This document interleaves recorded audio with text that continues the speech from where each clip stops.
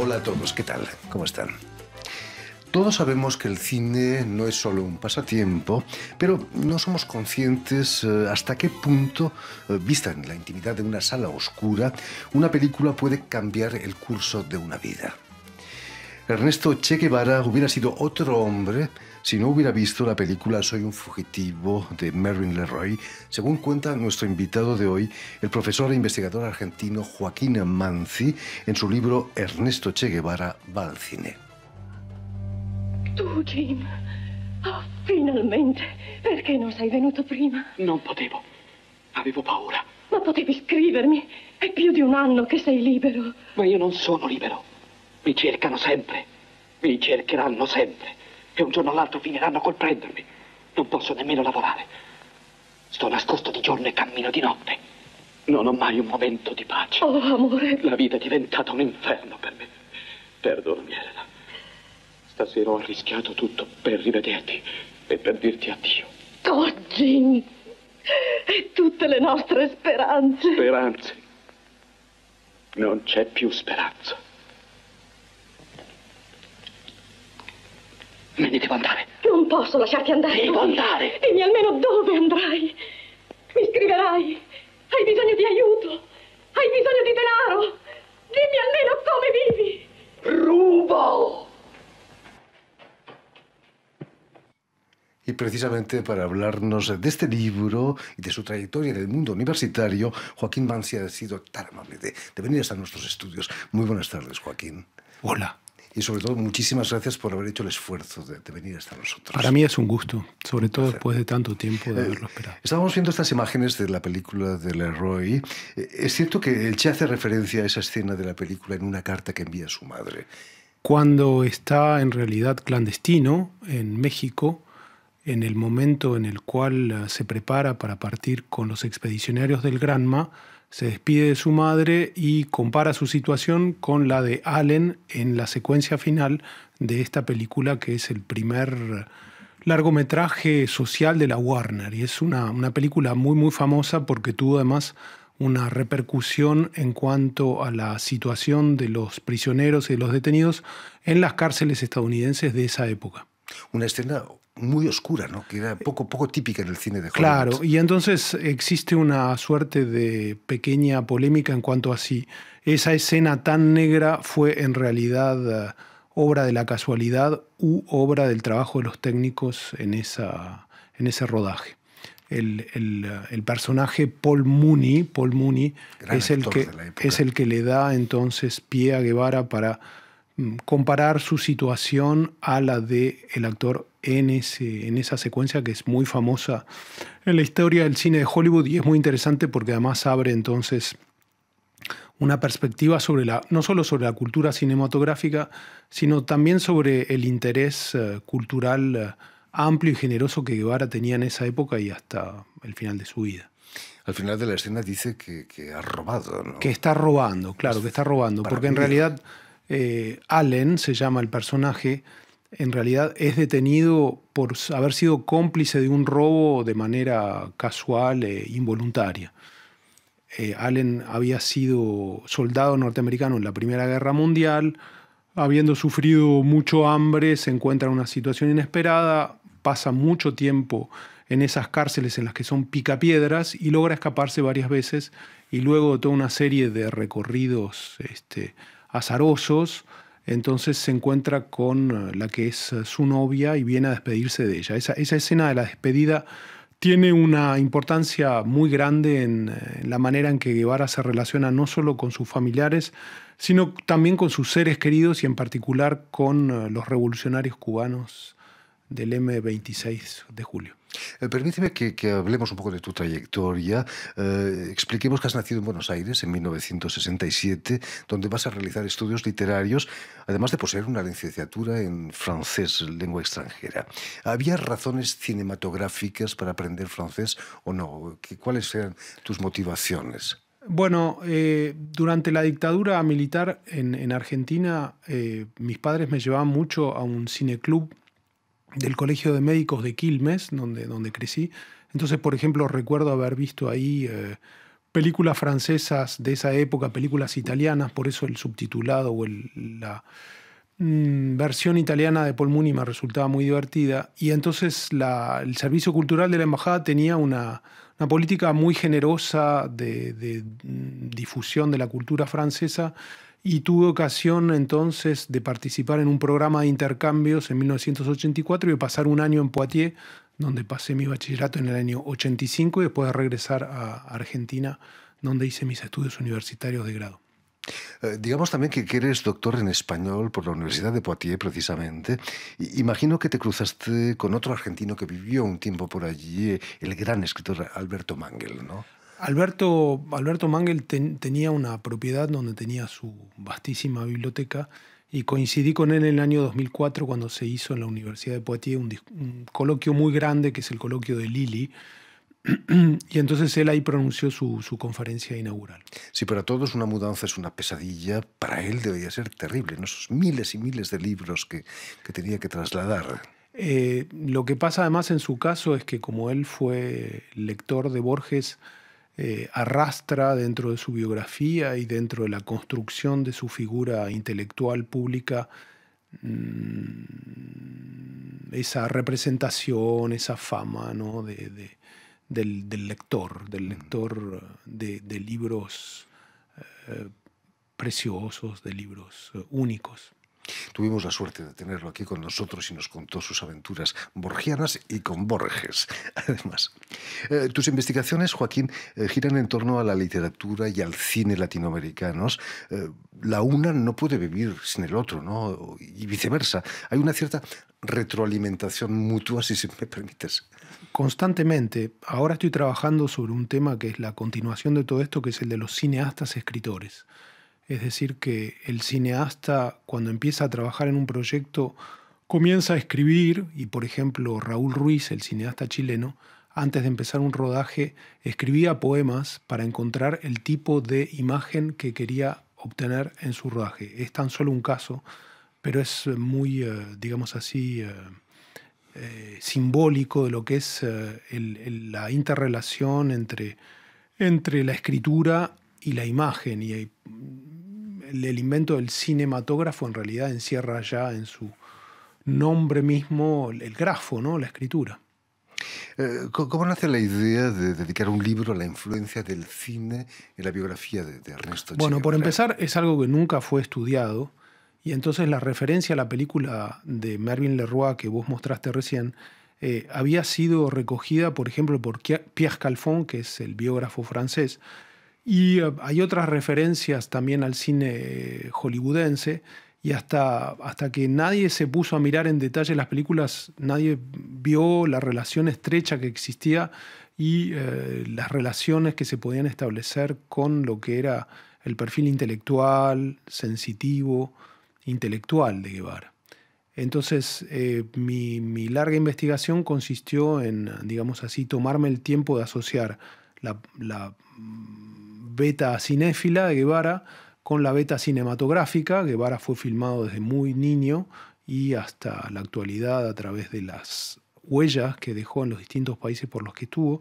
Y hay una dimensión intermedia que es fundamentalmente el hecho de que él también fue actor de secuencias documentales, fue filmado en distintos lugares, hay secuencias que son muy interesantes y además muy entrañables para nosotros, que somos no solo de un país, pero también de un continente, y entonces escucharlo a Guevara hablando con un acento irreconocible, que no era ni cubano, ni mexicano, ni argentino, resulta muy atractivo. Y es esa tercera beta, entonces la cinematográfica en el sentido estricto, la que compone el tercer pilar del libro. Y yo trato de ir asociándolos paralelamente a la biografía de Guevara. Su pasión por el cine viene de su padre, ¿no? Decías que era filmado por su padre. Claro, bueno, ese elemento es muy importante porque pude, estudiando las secuencias que retomó Fernando Birri, que es un gran documentalista argentino, pude reconocer que esas secuencias fueron filmadas con una cámara Pathé Bebé, que fue el primer inventor del cine familiar y casero, mucho antes de las Kodak. Y entonces eran cámaras que eran colocadas sobre un trípode que duraban 50 segundos y que estaban filmadas en positivo, es decir, que una vez rodadas las secuencias eran reveladas y esas mismas bobinas eran las que eran proyectadas. Esa investigación la hice en el Centro Nacional de Artes y Oficios, le CNAM, en París, y entonces el aspecto técnico del libro, la evolución de la técnica, fue muy importante en los largos años de trabajo porque muchas de las 140 secuencias, por ejemplo, el noticiero Icaic, que hubiera tenido que ver in situ frente a una mesa de montaje en Cuba, pude verlas en la Biblioteca Nacional de Francia, primero donde fueron restauradas y numerizadas, y luego desde mi casa a través de una aplicación que se llama INAmedia Pro, que dio lugar a otra investigación mucho más amplia de la que hablaremos quizás más tarde. En los años 80 el padre del Che Guevara aparece en una película, la película de Fernando Birri, Mi hijo el Che, en la que lleva un reloj que tiene una historia extraordinaria, ¿no? Bueno, es el que estamos viendo en pantalla ahora, es el reloj que le dio Fidel Castro a Ernesto Guevara cuando fue nombrado comandante de la columna 4 del ejército rebelde, del ejército revolucionario. Y entonces, junto con ese reloj, que tiene una tradición muy amplia en las tradiciones militares, porque por ejemplo hay grandes escenas en las cuales un soldado cuando está por morir le entrega el reloj al compañero que va a sobrevivir y que se lo va a entregar a la hija o a la esposa. Además de ese reloj, Fidel Castro le regaló la boina. Y entonces a partir de ese momento se convirtió en uno de sus emblemas. Cuando Ernesto Guevara y su padre se reencontraron en La Habana en enero del 59 al partir, Ernesto le dio a su padre el reloj que había recibido de Fidel Castro y a cambio de él, el padre, Ernesto Guevara Lynch, le entregó a su hijo primogénito el reloj que había sido de su propia madre.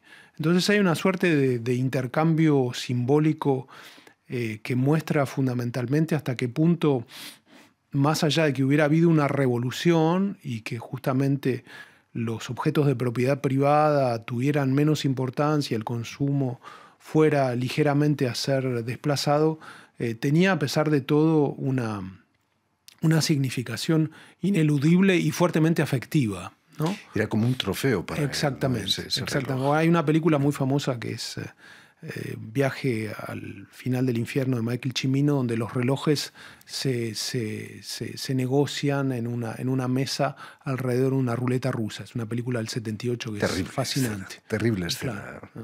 Claro. Si el Che Guevara fue ante todo un gran revolucionario, se le puede considerar escritor, porque era un escritor compulsivo, escribía en todos lados. Bueno, hay una distinción que hace Barthes interesante en francés entre el escribiente y el escritor. El escribiente es aquel que escribe sin aspiraciones o sin pretensiones a crear con esa escritura algo digno de interés o de valor estético, y el escritor es aquel que hace de su escritura, si vos querés, la meta principal de su existencia a través de la búsqueda, entre otras cosas, de su inscripción en la tradición y de la renovación del hecho mismo de la escritura, ¿no?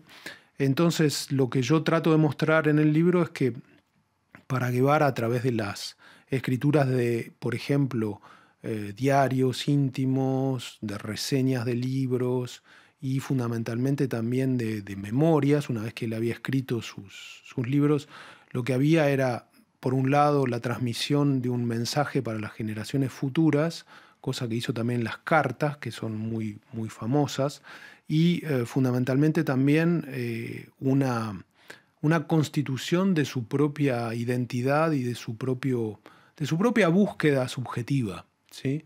Eso se plasma a través de las palabras que uno va escribiendo en un cuaderno y que luego son reescritas para publicación o para transmisión. Había un contenido político, sin duda, en esos escritos. No solo. Es lo que es interesante. Hay un ensayo muy bueno de Ricardo Piglia, que es un escritor, crítico y profesor argentino que trabajó durante mucho tiempo en Estados Unidos, que es el Che lector, ¿no? Que establece justamente la distinción de la manera personal, subjetiva que tenía Guevara de escribir sus discursos, y entonces dice Ricardo Piglia que en realidad había muy poca diferencia entre una carta y un discurso. Y entonces lo que es justamente interesante es que la dimensión política de Guevara en realidad tenía una raigambre personal, subjetiva, imaginaria, muy fuerte, muy fuerte. Y es eso quizás también lo que ayudó de alguna manera, a pesar suyo, a convertirlo en un símbolo de muchas otras cosas.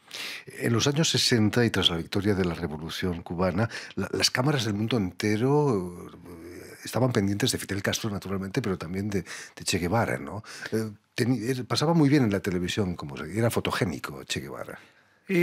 Hay muchos elementos muy interesantes que trabajar en relación con eso, porque Che además era fotógrafo. Hubo una exposición de las fotografías de Guevara, y entonces la cámara fotográfica formaba parte de también la objetivación de la guerrilla misma, y digamos así como un elemento de objetivación. En relación con las cámaras, lo que descubrí es que hay un documental muy, muy interesante que encontré en YouTube, que se llama De la tiranía a la libertad, de Guayo, que es un camarógrafo cubano que dejó la isla en 1961. Y entonces él, con Agustín Álliez Soberón, fueron los primeros cubanos en subir a la sierra y en filmarlo a Guevara con cámaras ligeras, y grabar lo que es su primer mensaje al pueblo cubano con una radio que se llamaba Radio Rebelde, en la cual, además de eso, él transmitía los escritos anónimos que publicaba bajo la forma de El Francotirador. Entonces hay todo ese perfil subjetivo, creativo, que lo hace muy, muy querible, muy entrañable a Guevara, ¿no?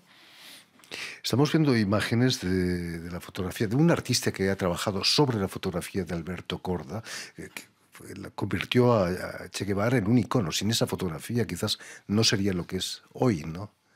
La fotografía fue sacada el 5 de marzo de 1960 en un acto que repudiaba el atentado de la explosión del barco La Coubre en el puerto de La Habana, donde Cuba recibía armas y fundamentalmente también municiones que venían de Bélgica, en la época en la que ya Cuba estaba sufriendo el embargo norteamericano. Y entonces en el palco donde estaba Fidel Castro pronunciando un larguísimo discurso, como salía a hacerlo él, en un momento apareció Guevara con una cazadora, con una campera y con la boina, y Korda fue muy impactado por el hecho de que apareció en el estrado y que luego salió muy rápidamente y tuvo miedo y disparó varias veces la cámara. Esa fotografía fue publicada un año después en una revista y desapareció hasta que, una vez que Guevara estaba clandestino otra vez más en Bolivia, el 1 de mayo de 1967, esa imagen fue serigrafiada y fue llevada por la multitud en el acto del Día del Trabajador. Hubo un artículo de Paimach de Jean Lartegui que lo publicó en julio de 1967 y que lo definía como la imagen que lo representaba a Guevara en Cuba, lo cual no era del todo cierto. Pero más tarde el editor Feltrinelli la utilizó para publicar los diarios de Guevara en el 68, editó pósters, porque además Korda le había cedido los derechos de esa imagen, y a partir de eso hubo Fitzpatrick, que es un irlandés, que hizo variaciones con serigrafías como las que hacía Andy Warhol, y eso le dio, digamos así, la dimensión internacional a eso que es hoy en día un ícono. Pierre de Maillas hizo a partir de esa misma serigrafía un trabajo con resina que duró durante 12 horas y que filmó en slow motion. Es un trabajo que se puede ver en línea, entonces la resina al principio está, aquí la vemos intacta arriba, y luego por el proceso químico se desagrega, ¿no? se transforma. Y entonces lo que queda del icono original es nombrado en esa obra el principio de vida, lo que resiste a la vida, lo que es el chi. El chi. Que lo ha cambiado por el Che Guevara, claro. Que lo perdió desgraciadamente. El día de su muerte, naturalmente. Su muerte fue digna del personaje que representaba. Leandro Katz realizó 2 películas sobre su muerte, El día que me quieras y también Exhumación. Son muy duras, ¿no?, como películas. Leandro Katz, como Pierre de Maillas, tiene un acercamiento artístico a lo que es la figura de Ernesto Guevara. En la primera de las 2 películas que mencionaste, que fue estrenada en el 97 y que recibió un premio del Festival de Cine de La Habana en 1997, cuando regresaron los restos de Guevara a La Habana, se interesa por la fotografía que hizo Freddy Alborta el 10 de octubre de 1967 en el momento de la exposición del cadáver del Che, y esa foto fue comparada, por ejemplo, al Cristo Morto de Andrea Mantegna o a la lección de anatomía de Rembrandt por la disposición del cadáver. Entonces, a partir el revelado de esa foto con Freddy Alborta en el estudio de fotografía, Leandro Katz hace una reflexión sobre lo que queda de un hombre luego de su muerte, inspirándose, entre otras cosas, de un texto que se llama El Testigo, de Jorge Luis Borges, que él reescribe. En Exhumación, en cambio, 10 años más tarde, se interesa por el trabajo de Inchaurregui, que es uno de los médicos forenses que junto a los forenses cubanos permitió reencontrar los restos de Guevara junto a los de otros 6 guerrilleros en el pueblo de Valle Grande, en Bolivia, donde Guevara tiene incluso después de que los restos hayan sido sacados de allí, como lo muestra un documental muy bueno de Jules Falardeau, Le Journal de Guevara, 2020, una película canadiense, Guevara tiene una presencia que es distinta a la de Cuba, a la de Argentina, a la del resto del mundo. Por haber muerto allí se convirtió Guevara en una suerte de nuevo, digamos así, nuevo paladín nacional también. Es uno de los elementos interesantes que pude descubrir con el libro. Después de su muerte, el cine le ha dedicado cientos de películas. ¿Qué hubiera dicho el Che de películas como la de Walter Salles o incluso la de Woody Allen, Bananas, en la que se burla de la Revolución Cubana? Es imposible saberlo. Lo que es muy interesante para quien se ocupa del cine es observar que es una figura, es un personaje múltiple, multiforme, que fundamentalmente todavía da batalla, todavía da que hablar, y lo que descubrí también una vez que el libro fue publicado es hasta qué punto Guevara sigue siendo molesto, problemático, espinoso. Digamos, no es en absoluto un personaje unívoco o unánime, ¿no? Entonces, incluso en Cuba es digamos así, objeto de polémica. Hay un lugar sobre el que me ocupé gracias a una película de un compatriota tuyo que no es catalán, pero que sí es vasco, que se llama Ángel Catarain, que se llama A la medianoche, que está filmado en la Fortaleza de la Cabaña, donde se realizaban los juicios sumarísimos, entre otros 7 lugares en La Habana, y donde se condenaban a muerte a fundamentalmente los cómplices de la dictadura de Batista. Entonces, Ángel Catarain entrevistó al sacerdote de la parroquia de La Regla, que está en el barrio arriba de la Fortaleza de la Cabaña, que asistía a los condenados a muerte. Y en las paredes de esa fortaleza están todavía los impactos de bala de esas ejecuciones. Esto como para, digamos así, dar justamente una percepción más compleja del personaje, y fundamentalmente como para recordar también que todo eso está vivo, y que puede ser, digamos así, vuelto a discutir, vuelto a conversar. Es muy importante eso. En fin, todo eso y mucho más lo tienen en el libro Ernesto Che Guevara va al cine, o cinéma en francés, de Joaquín Banzi, que ha sido editado aquí en Francia y en francés por las ediciones Mimesis. Muchísimas gracias, Joaquín, por haber estado aquí con nosotros. Permíteme también que te dé las gracias a don Ancien Cahu y a Julien Leng, quienes se han ocupado hoy de la realización del programa, y también saludar a nuestros telespectadores, porque también los tenemos, que nos siguen en todo el continente americano, gracias a la cadena Unión Continental Latinoamérica, UCL, y también de la red TAL, que reúne todas las televisoras públicas y universitarias de América Latina. Muchas gracias. Y a ustedes, muchísimas gracias por su atención y les damos cita para una nueva edición de El Invitado de Radio Francia Internacional.